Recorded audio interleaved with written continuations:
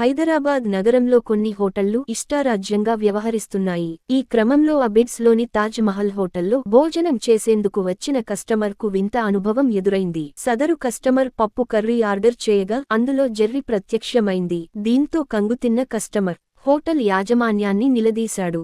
అయితే నిర్వాహకుల నుంచి నిర్లక్ష్యంగా సమాధానం రావడంతో జీహెచ్ఎంసీ అధికారులకు ఫిర్యాదు చేశారు.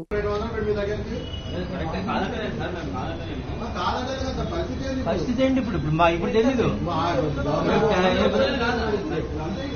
అన్నా. నీకు ఎంత చెప్తున్నా అంటే పాలకూర కదా, పాలకూరలు వచ్చిందేమో అని అంటున్నాను. వచ్చిందేమో అంటే వచ్చిందంటే వచ్చింది.